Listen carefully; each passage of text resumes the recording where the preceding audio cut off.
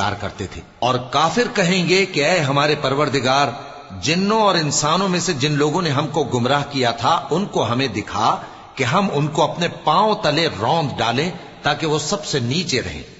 جن لوگوں نے کہا کہ ہمارا پروردگار اللہ ہے، پھر وہ اس پر قائم رہے، ان پر فرشتے اتریں گے اور کہیں گے کہ نہ خوف کرو اور نہ غمناک ہو، اور بہشت کی جس کا تم سے وعدہ کیا جاتا ہے خوشی مناؤ۔ ہم دنیا کی زندگی میں بھی تمہارے دوست تھے اور آخرت میں بھی تمہارے رفیق ہیں، اور وہاں جس نعمت کو تمہارا جی چاہے گا تم کو ملے گی، اور جو چیز طلب کرو گے تمہارے لیے موجود ہوگی۔ یہ بخشنے والے مہربان کی طرف سے مہمانی ہے۔ اور اس شخص سے بڑھ کر بات کا اچھا کون ہو سکتا ہے جو اللہ کی طرف بلائے اور عمل نیک کرے اور کہے کہ میں مسلمان ہوں۔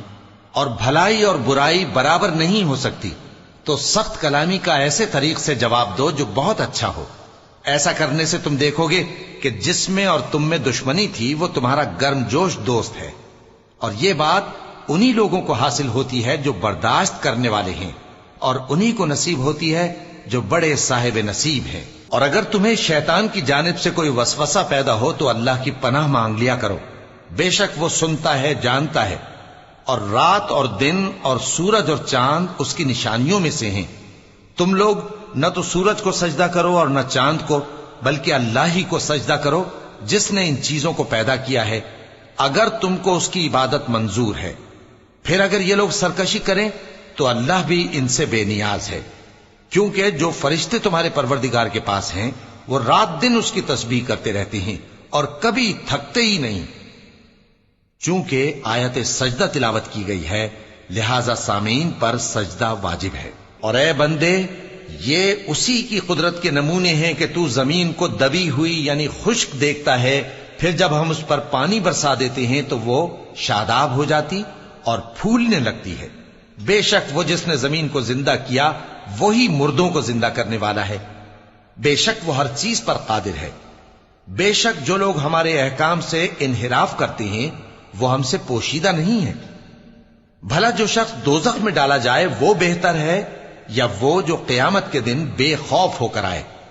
تو خیر، جو چاہو سو کر لو، جو کچھ تم کرتے ہو وہ اس کو دیکھ رہا ہے۔ جن لوگوں نے نصیحت کو نہ مانا جب وہ ان کے پاس آئی، حالانکہ یہ تو ایک عالی رتبہ کتاب ہے، اس میں جھوٹ کا دخل نہ آگے سے ہو سکتا ہے نہ پیچھے سے۔ یہ کتاب حکمت والے، خوبیوں والے کی اتاری ہوئی ہے۔ اے پیغمبر، تم سے وہی باتیں کہی جاتی ہیں جو تم سے پہلے پیغمبروں سے بھی کہی گئی تھیں۔ بے شک تمہارا پروردگار بخش دینے والا بھی ہے اور عذاب علیم دینے والا بھی۔ اور اگر ہم اس قرآن کو غیر عربی زبان میں نازل کرتے تو یہ لوگ کہتے کہ اس کی آیتیں ہماری زبان میں کیوں کھول کر بیان نہیں کی گئیں؟ کیا خوب کہ قرآن تو عجمی اور مخاطب عربی۔ کہہ دو کہ جو ایمان لاتے ہیں ان کے لیے یہ ہدایت اور شفا ہے، اور جو ایمان نہیں لاتے ان کے کانوں میں گرانی یعنی بہراپن ہے، اور یہ ان کے اندھے پن کا باعث ہے۔ ان کو گویا دور کی جگہ سے آواز دی جاتی ہے۔ اور ہم نے موسیٰ کو کتاب دی، پھر اس میں اختلاف کیا گیا، اور اگر تمہارے پروردگار کی طرف سے ایک بات پہلے نہ ٹھہر چکی ہوتی تو ان میں فیصلہ کر دیا جاتا۔ اور یہ اس قرآن کی طرف سے بڑے بھاری شک میں پڑے ہیں۔ جو نیک کام کرے گا تو اپنے لیے، اور جو برے کام کرے گا تو ان کا ضرر اسی کو ہوگا، اور تمہارا پروردگار بندوں پر ظلم کرنے والا نہیں۔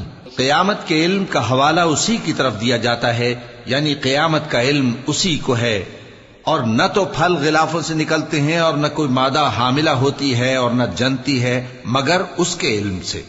اور جس دن وہ ان کو پکارے گا اور کہے گا کہ میرے شریک کہاں ہیں، تو وہ کہیں گے کہ ہم تجھ سے عرض کرتے ہیں کہ ہم میں سے کسی کو ان کی خبر ہی نہیں، اور جن کو پہلے وہ اللہ کے سوا پکارا کرتے تھے سب ان سے گم ہو جائیں گے، اور وہ یقین کر لیں گے کہ ان کے لیے کوئی راہ فرار نہیں۔ انسان بھلائی کی دعائیں کرتا کرتا تو تھکتا نہیں، اور اگر اس کو تکلیف پہنچ جاتی ہے تو نا امید ہو جاتا ہے، آس توڑ بیٹھتا ہے۔ اور اگر تکلیف پہنچنے کے بعد ہم اس کو اپنی رحمت کا مزہ چکھاتے ہیں تو کہتا ہے کہ یہ تو میرا حق تھا، اور میں نہیں خیال کرتا کہ قیامت برپا ہو۔ اور اگر قیامت سچ مچ ہو بھی اور میں اپنے پروردگار کی طرف لوٹایا بھی جاؤں تو میرے لیے اس کے ہاں بھی خوشحالی ہوگی۔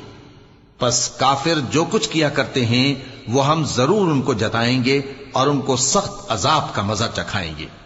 اور جب ہم انسان کو نعمتوں سے نوازتے ہیں تو وہ منہ موڑ لیتا ہے اور پہلو پھیر کر چل دیتا ہے، اور جب اس کو تکلیف پہنچتی ہے تو لمبی چوڑی دعائیں کرنے لگتا ہے۔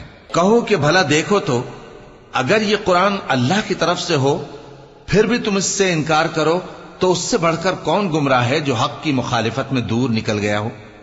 ہم ان قریب ان کو اطراف عالم میں بھی اور خود ان کی ذات میں بھی اپنی نشانیاں دکھائیں گے، یہاں تک کہ ان پر ظاہر ہو جائے گا کہ قرآن حق ہے۔